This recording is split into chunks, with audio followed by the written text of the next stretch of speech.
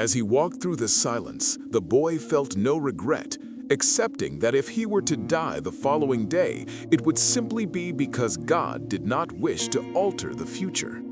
He felt a sense of peace, having already crossed the strait, worked in the crystal shop, and experienced both the desert's silence and the beauty of Fatima's eyes. Since leaving home long ago, he had lived every day with great intensity, and he felt proud that he had seen far more of the world than other shepherds. Suddenly, a thundering sound erupted, and a wind unlike any he had ever known knocked him to the ground, swirling up dust so thick it hid the moon from view. Before him, a massive white horse reared up, letting out a terrifying scream. As the blinding dust began to settle, the boy trembled to see a rider dressed completely in black sitting atop the animal, with a falcon perched on his left shoulder. The horseman wore a turban and a black kerchief that covered his entire face except for his eyes. He looked like a messenger from the desert, but his presence felt significantly more powerful than that of a common emissary. The strange rider pulled a large, curved sword from his saddle scabbard, its steel blade shining under the moon's light. He shouted, asking who had dared to interpret the meaning behind the hawk's flight, his voice echoing across the 50,000 palm trees of the oasis. The boy admitted it was he, reminded of the image of Santiago Matamoros on his white horse with enemies beneath him, though he felt the roles were now switched. He repeated his admission and bowed his head to receive the sword's strike, explaining that his vision of the soul of the world would save many lives. However, the sword did not fall. The stranger instead lowered it until its tip touched the boy's forehead, drawing a small drop of blood. Both remained perfectly still, and the boy felt no urge to run, instead experiencing a strange joy at the thought of dying for his personal legend and for Fatima. He felt the omens had proven true and was comforted knowing he would soon join the soul of the world, just as his enemy eventually would. The horseman then asked why he had read the bird's flight, and the boy replied that he simply relayed what the birds revealed to save the oasis, warning the stranger that his side would lose because they were outnumbered. When the rider questioned the boy's right to change what Allah had willed, the boy argued that the same hand that created the armies also created the hawks and taught him their language, recalling the camel driver's wisdom. The stranger withdrew his weapon, bringing the boy immense relief, though he still didn't move. The horseman cautioned him to be careful with his predictions, because what is written cannot be changed. But the boy clarified that he had only seen the arrival of the army, not the final result of the fight. Appearing satisfied, but still holding his sword, the stranger asked what a foreigner was doing in this land, to which the boy replied that he was pursuing his personal legend, something he believed the man would not comprehend. Once the stranger sheathed his sword, the boy finally felt at ease, hearing the man explain that the test of courage was necessary, since it is the most vital trait for grasping the language of the world. Surprised by the man's esoteric knowledge, the boy listened as he was warned not to falter after traveling so far, and told to love the desert without ever fully trusting it, as it serves as a lethal challenge to anyone who becomes distracted. This wisdom reminded the boy of the old king's teachings. Before riding away in a cloud of dust on his rearing horse, the stranger instructed the boy to find him if he remained alive by sunset after the warrior's arrival, pointing his whip toward the south. At that moment, the boy realized he had finally encountered the alchemist. The following morning, 2,000 armed men were positioned throughout the palm trees of Al-Fayoum, and by midday, 500 tribesmen appeared and entered the oasis from the north under the guise of a peaceful expedition. However, once they reached the central white tent, They drew their hidden scimitars and rifles, only to find the tent empty.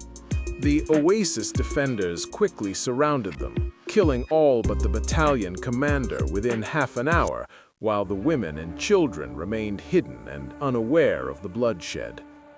That afternoon, the captured commander explained to the tribal chieftains that his men were driven by starvation and exhaustion to violate the tradition and seize the oasis. Despite some pity, the chieftain declared the tradition sacred and sentenced the commander to an undignified death. Afterward, the chieftain summoned the boy, rewarding him with 50 pieces of gold and reiterating the parallel to the story of Joseph. As the sun dipped below the horizon and the first stars emerged, the boy journeyed south until he spotted a solitary tent which passing Arabs claimed was a dwelling for genies. He sat and waited until the moon was high, at which point the alchemist arrived on horseback with 2 dead hawks draped over his shoulder. When the alchemist questioned if a personal legend had led him there, the boy explained that the tribal wars had made crossing the desert impossible. Entering the tent, the boy was surprised to find none of the expected alchemical apparatus or ovens. Instead, there were only some books, a cooking stove, and carpets featuring mysterious designs. The alchemist invited him to sit, eat the hawks, and have a drink, and as the fire filled the tent with an aroma more pleasant than hookah smoke, the boy asked why the alchemist wanted to see him. The alchemist revealed that the wind had foretold his arrival and need for help, and when the boy suggested the wind was actually referring to the Englishman, the alchemist noted that the Englishman had other tasks to complete first in his pursuit of the desert. Echoing the old king's words, the alchemist reminded the boy that the universe conspires to help those who truly desire something, explaining that he wouldn't offer formal instruction, but would simply point the way to the treasure. Despite the boy's protests that he was already wealthy with his camel, his crystal shop savings, 50 gold pieces, and his love for Fatima, the alchemist pointed out that none of these treasures had been found at the pyramids. They ate in silence while drinking a remarkably delicious red wine, and when the boy asked about its prohibition, the alchemist remarked that evil is what comes out of a man's mouth, not what enters it. Feeling more relaxed, despite the alchemist's daunting nature, the boy finished the meal, and the two sat together outside under a moon so bright it made the stars seem pale. The alchemist encouraged the boy to enjoy his drink and rest with the mindset of a warrior preparing for battle, reminding him that his treasure would be found wherever his heart resided, and that discovering it was the only way for the lessons of his journey to finally make sense.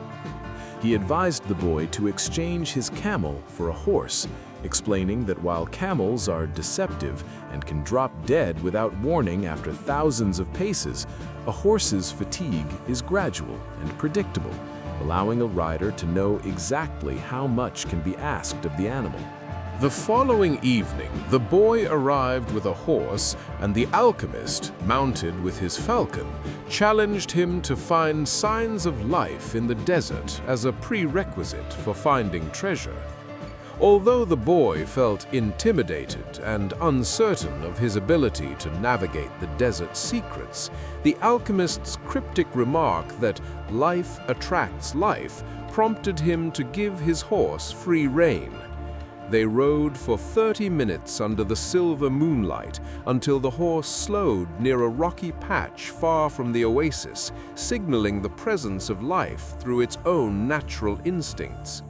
After they dismounted, the alchemist reached deep into a hole among the stones, burying his arm up to the shoulder and struggling until he successfully pulled out a frantic, hissing cobra by its tail. Despite the boy's alarm regarding the snake's lethal venom, the alchemist remained entirely composed, seemingly unfazed by the danger, as if confirming the Englishman's rumors of his 200-year age and mastery over the elements. He then used his scimitar to carve a circle into the sand and placed the cobra inside, causing the deadly creature to immediately grow still and relax. The alchemist reassured the boy that the snake would remain within the circle,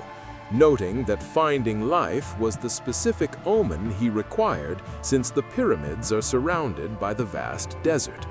The boy, however, was filled with a heavy melancholy because he realized that continuing his quest meant abandoning Fatima, leading him to state that he wished to stay at the oasis because she was worth more than any treasure. The alchemist countered by explaining that Fatima, as a woman of the desert, understood that men must depart in order to return, and that she already considered the boy her treasure, expecting him to complete his search. He then detailed the consequences of choosing to stay. During the first year, the boy would be happy as a counselor of the oasis, using his gold to buy many sheep and camels, while learning to love the desert and its 50,000 palms as they demonstrated the constant changes of the world. In the second year, the boy would remember the treasure and try to ignore the insistent omens while focusing on his wealth, power, and the appreciation of the tribal chieftains. By the third year, the omens would continue their call, making Fatima unhappy as she felt responsible for interrupting his quest. Though he would not blame her because she never asked him to stay, he would realize that his own fear of never returning was what truly kept him there, and the omens would eventually warn that his treasure was buried forever. Finally, in the fourth year, the omens would abandon him entirely because he had stopped listening to them, resulting in his dismissal as counselor. And while he would remain a wealthy merchant with many camels and goods, he would spend the remainder of his life knowing he had failed to pursue his personal legend until it was far too late. The alchemist explained that genuine love, the kind that speaks the language of the world, never prevents a man from following his personal legend, and should he abandon his quest, it only proves the love was not true. After erasing the protective circle in the sand so the snake could slither away into the rocks, the boy reflected on the crystal merchant's unfulfilled desire for Mecca, the Englishman's search for alchemy, and the woman who placed her trust in the desert that had ultimately led him to her. As they rode their horses back toward the oasis, guided by the sounds on the wind, the boy attempted to catch the sound of Fatima's voice while contemplating the night's profound lessons regarding treasure, desert women, and his own destiny.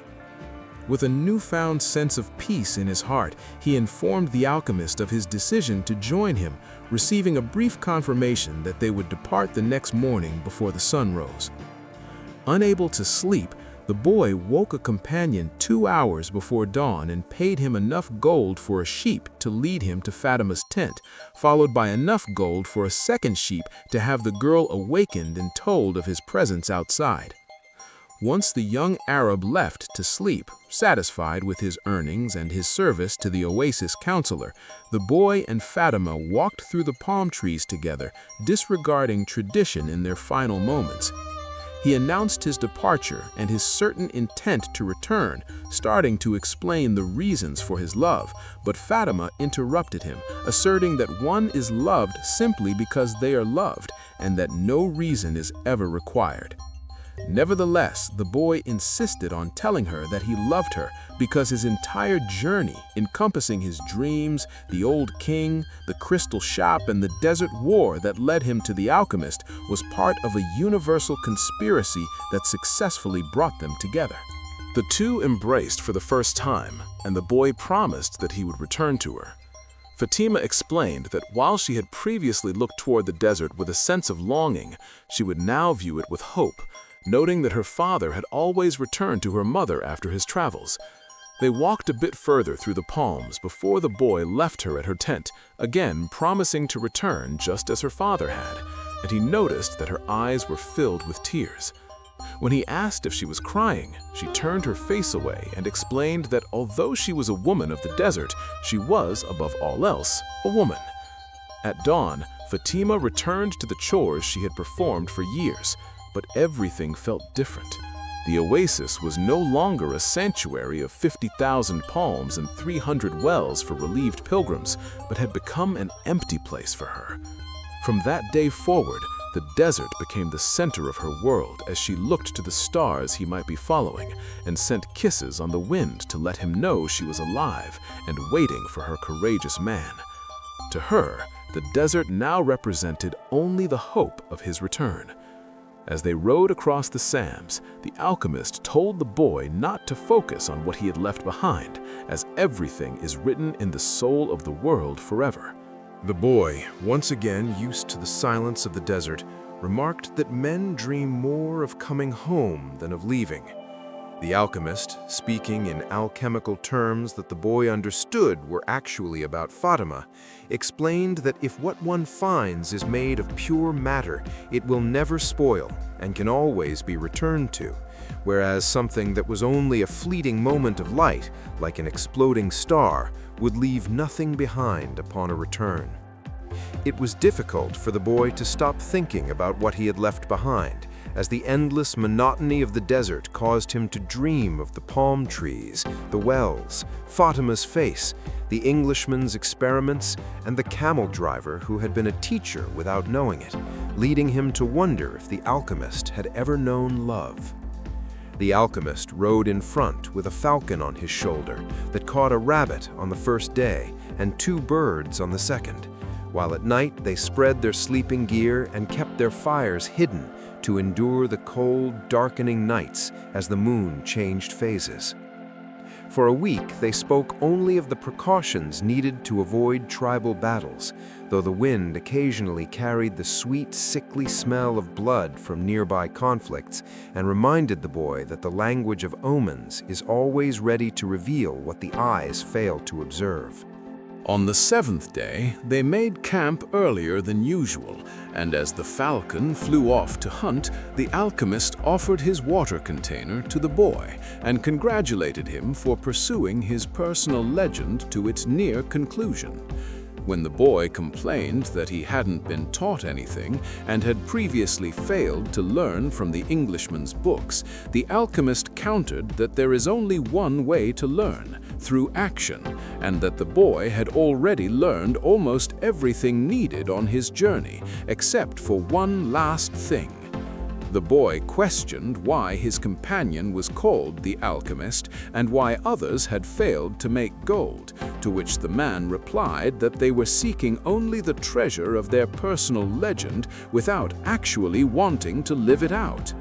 Finally, as the falcon returned with their meal and they lit a fire in a hole to hide the light of the flames, the alchemist explained that he was an alchemist simply because he was one, having learned the science from a lineage passing from his grandfather and father all the way back to the creation of the world.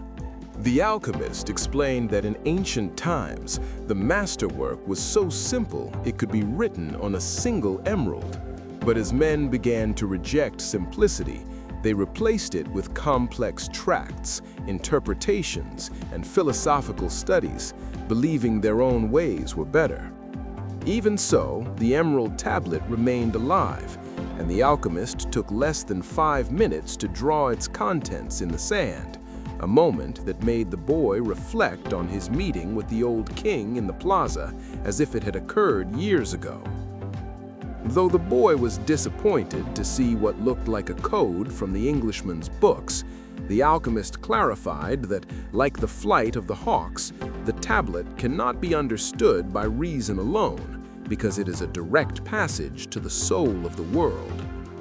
He shared that wise men recognized the natural world as a mere image and copy of a perfect paradise, created by God so that men could understand spiritual teachings and the marvels of his wisdom through visible objects, which is what the alchemist meant by action.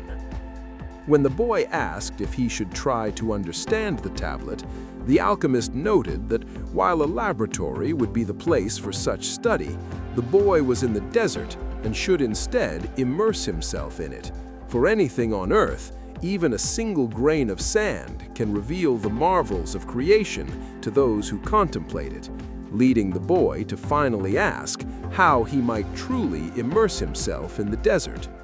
The alchemist urged the boy to listen to his heart because it originates from the soul of the world and will eventually return there, leading to 2 days of silent travel through a dangerous region of violent battles. During this time, the boy struggled to hear his heart, which shifted between telling sad stories, feeling overwhelmed by desert sunrises, and beating rapidly at the thought of treasure, or slowing down during endless horizons. When the boy questioned why he must listen to a heart so agitated by passion for Fatima that it kept him from sleeping, the alchemist explained that an active heart is a sign of life and that one's treasure is always found wherever the heart is. Over the next 3 days, as they passed armed tribesmen, the boy's heart spoke of the fear of death and shared stories of men who failed to find their treasure, leading him to call his heart a traitor for wanting to turn back. The alchemist argued that this fear was natural, as the heart was simply afraid of losing everything it had already won in pursuit of a dream. He insisted that because the heart can never be kept quiet or escaped, it is better to listen to its dreams and wishes intimately, so that its treason, an unexpected blow, can never occur, as the boy would already know how to deal with its impulses. As the boy continued across the desert, he learned to interpret his heart's many dodges and tricks, eventually losing his fear and his longing for the oasis once his heart confessed it was finally happy.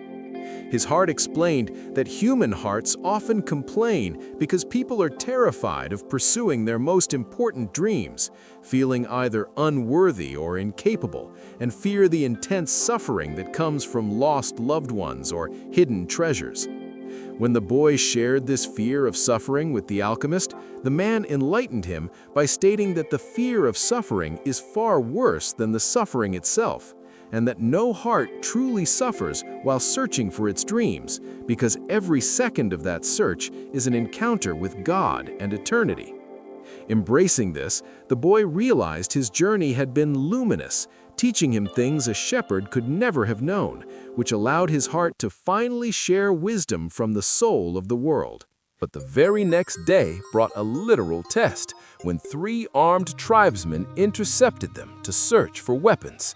After finding the boy's gold, which he explained was for his trip to the pyramids, they turned their attention to the alchemist's belongings, discovering a crystal flask of liquid and a yellow glass egg, and demanding to know exactly what those strange objects were.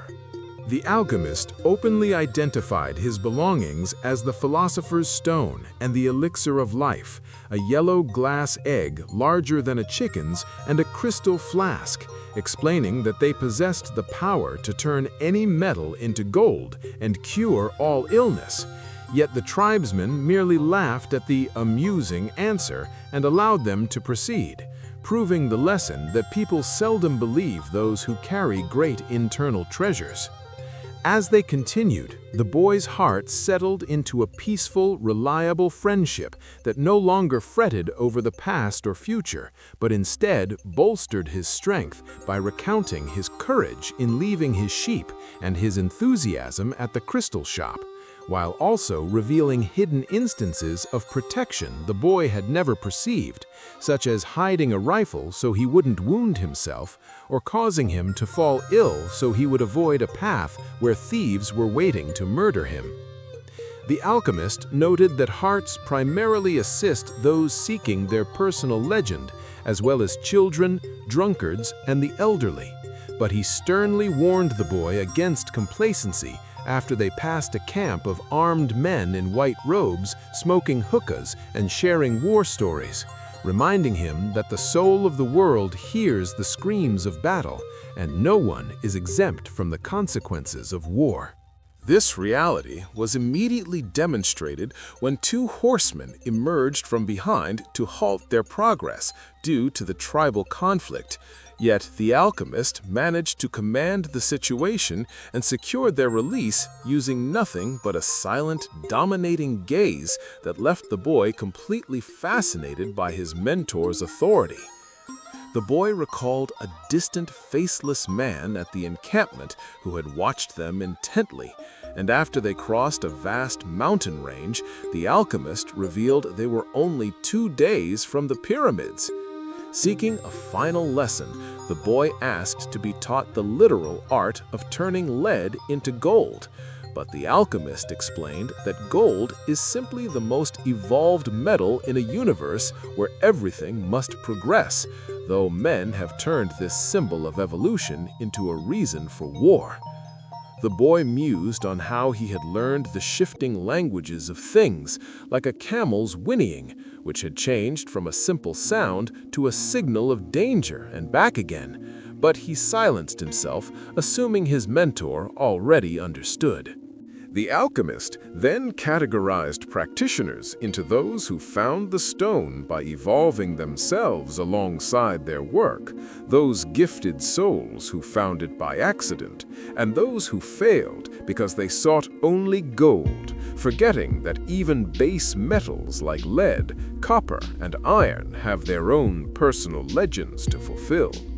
He warned that interfering with another's destiny ensures one will never find their own, then punctuated the lesson by picking up a shell to remark that the desert was once a sea, a fact the boy had already observed. The alchemist instructed the boy to listen to a shell, explaining that the sea's personal legend lived on within it and would continue until the desert was once again submerged. As they journeyed toward the pyramids, the boy's heart signaled an approaching threat just before they were surrounded by hundreds of tribesmen wearing blue veils and turbans with black rings, their eyes radiating a strength that spoke of death. Captured and brought to a military camp, they were accused of being spies spotted at an enemy camp 3 days earlier. But the alchemist maintained they were simple travelers and suddenly identified the boy as a master alchemist capable of understanding nature's forces. To secure their temporary safety, the alchemist surrendered the boy's gold to the chief and claimed that the boy could destroy the entire camp with the force of the wind if he so desired. While the soldiers laughed, their inherent fear of sorcery made them uneasy, prompting the chief to demand a demonstration. The alchemist then promised that the boy would transform himself into the wind within 3 days to prove his power. The chief arrogantly accepted the wager, stating their lives were already his to take if the boy failed, leaving the boy paralyzed with fear as he was led away from the tent. The alchemist warned the boy to conceal his terror, explaining that the tribesmen were brave and had no respect for cowards. Though they weren't locked in a cell, the confiscation of their horses turned the once free desert into an impenetrable wall. When the boy lamented that his life savings had been given away, the alchemist pointed out that the gold had served its most valuable purpose by buying them 3 days of life, which is a rare feat for money. To soothe the boy's paralysis, the alchemist poured tea on his wrists while muttering unknown words, advising him not to give in to fear because it would prevent him from communicating with his heart. He insisted that the only thing making a dream impossible is the fear of failure, and argued that dying in pursuit of a personal legend was far better than the fate of millions who never even discovered theirs, noting that the threat of death often forces a person to become more aware of life. During the first day, the boy watched wounded and dead soldiers return to the camp from a nearby battle, observing that life simply went on, and hearing a soldier tell a fallen comrade that he would have died eventually anyway, even if peace had been declared. That evening, the boy found the alchemist feeding his falcon and repeated his fear that they would both die if he failed to transform. But the alchemist explained that alchemy serves to bring spiritual perfection into contact with the material plane, and bluntly clarified that only the boy was in danger, as the alchemist already possessed the power to turn himself into the wind. On the second day, the boy climbed a cliff near the camp, ignored by sentinels who were both intimidated by the sorcerer and confident that the desert was impassable. He spent the entire afternoon listening to his heart and looking out over the sands, aware that the desert, which spoke the same language as he did, could sense his fear. By the third day, the chief and his officers were ready to witness the transformation, and the boy led them to the same cliff, instructing them to be seated for what would be a long process. As he gazed at the horizon of mountains, dunes, and resilient plants, he reflected on the small portion of the desert he had come to know: the Englishmen, the caravans, the tribal wars, and the oasis with its 50,000 palms and 300 wells. The desert began to speak to him, questioning why he was still watching after his long vigil the previous day. The boy's plea explained that the desert held the woman he loved, and because looking at the sands was like looking at her, he needed the desert's help to become the wind and return to her side. The boy asserted that he and the wind shared the same soul and creator, expressing his desire to reach every corner of the world, blow away the sands covering his treasure, and carry his beloved's voice. Despite the wind's initial skepticism that a person could ever become the wind, its curiosity was piqued by the boy's talk of limitless possibilities, a rare feeling for a force that, despite its power to sink ships and level forests, had never considered that there were things it still didn't know how to do. The wind is officially intrigued. It's not every day a limitless force of nature realizes it has a blind spot. Ready to see how the boy handles the next part of this elemental negotiation? The boy explained to the wind that love empowers a person to achieve anything in creation, even turning themselves into the wind, provided they have its assistance. This assertion irritated the proud wind, which blew harder, but eventually had to admit its own ignorance regarding love and human transformation, suggesting instead that the boy consult heaven. At the boy's request, the wind unleashed a massive sandstorm to blot out the sun so he could look toward it without being blinded, creating a terrifying simum that filled the camp's weapons with sand and made the horses cry out. While the fearful commanders covered their faces with blue cloths and wanted to stop the demonstration, the chief watched with respect to see the greatness of Allah, privately deciding to demote those who showed cowardice. When the wind stopped, the boy was no longer on the heights, but was discovered standing next to a sand-covered sentinel on the far side of the camp, an act of sorcery that terrified the soldiers, but made the alchemist smile at finding his perfect disciple, and the chief smile at the boy's grasp of God's glory. The next day, the general provided an escort that traveled with them until they reached a Coptic monastery, where the alchemist dismissed the party and told the boy he was now only 3 hours from the pyramids and would have to finish the journey alone. Finally, when the boy thanked him for teaching him the language of the world, the alchemist simply noted that he had only invoked the knowledge the boy had possessed all along.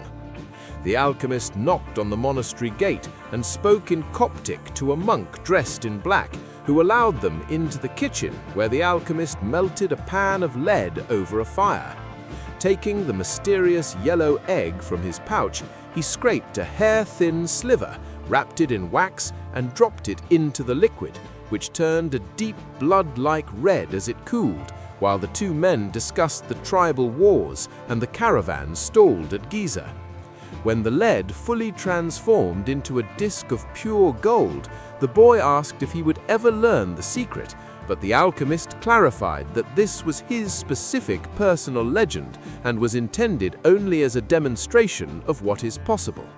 The disc was then divided into 4 pieces, one for the monk's generosity, with a sharp warning that protesting the size of the gift might tempt life to offer less in the future, one for the boy to repay what he gave the general, and one for the alchemist himself for his return to the desert. Despite the boy's insistence that he was incredibly close to his treasure, the alchemist entrusted the final quarter to the monk for the boy's benefit, citing a superstitious proverb, "Everything that happens once can never happen again, but everything that happens twice will surely happen a 3rd time," before they both mounted their horses to depart. The alchemist shared a story set in ancient Rome during the reign of Emperor Tiberius, centered on a virtuous man with 2 sons, one a soldier serving in the empire's most distant regions, and the other a poet whose beautiful verses delighted all of Rome. One night, an angel appeared to the father in a dream to reveal that the words of one of his sons would be learned and repeated throughout the world for all generations to come, leaving the man to wake with tears of gratitude for life's generosity. Shortly thereafter, the father died while heroically saving a child from being crushed by the wheels of a chariot, and having lived a fair and correct life, went directly to heaven, where the same angel offered him any wish he desired. The man, feeling his efforts were already rewarded by the promise of his son's future fame, asked only to see those immortal words in the distant future, prompting the angel to project them both into an immense setting where thousands of people spoke a strange language. While the father wept with joy, assuming the crowd was reciting his son's popular poetry, the angel tenderly led him to a bench and explained that the poet's verses were forgotten after Tiberius's reign ended. Instead, the words being repeated belonged to the soldier's son. This son had become a just and good centurion in a remote land, and when his servant fell terminally ill, he rode for days in search of a rabbi rumored to heal illnesses, eventually learning the man was the Son of God, converting to the faith after hearing his teachings from those who had been cured, and finally reaching the place where the healer was visiting.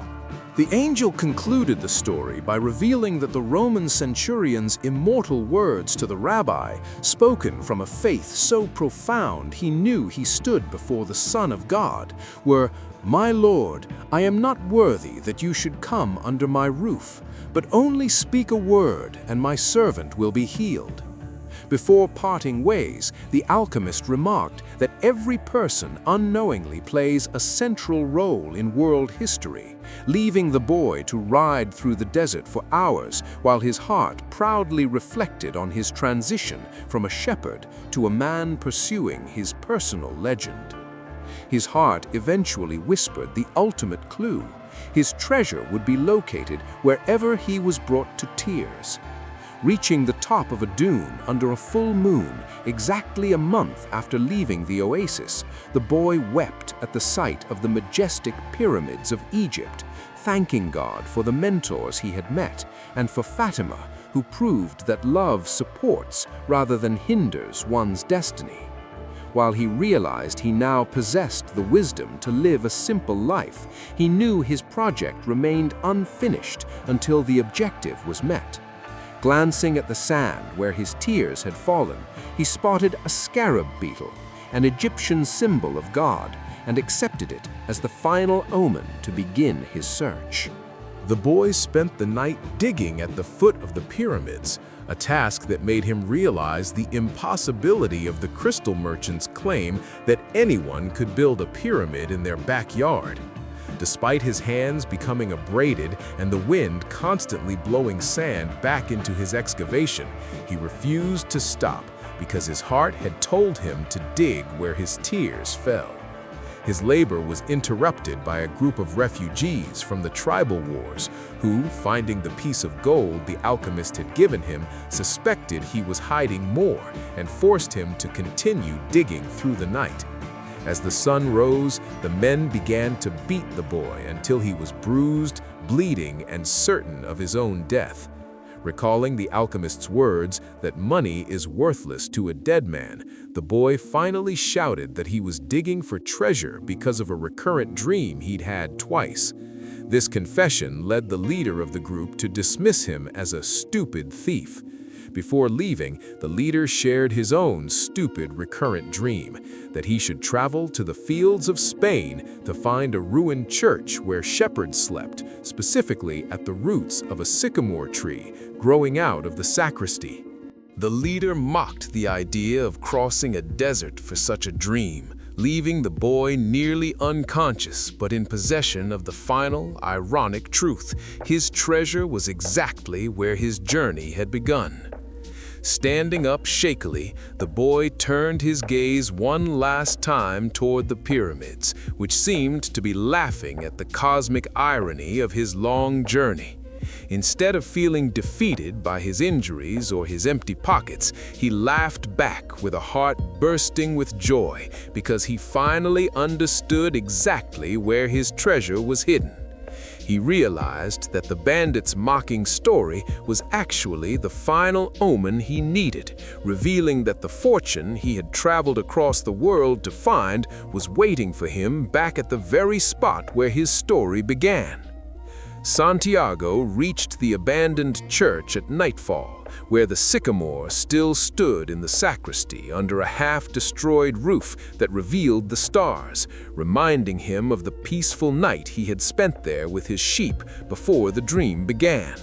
Now, armed with a shovel instead of a flock, he sat drinking wine and looking at the sky, reflecting on the alchemist and the long list of people, the gypsy, the king, the thief, who were all part of a path written in the omens.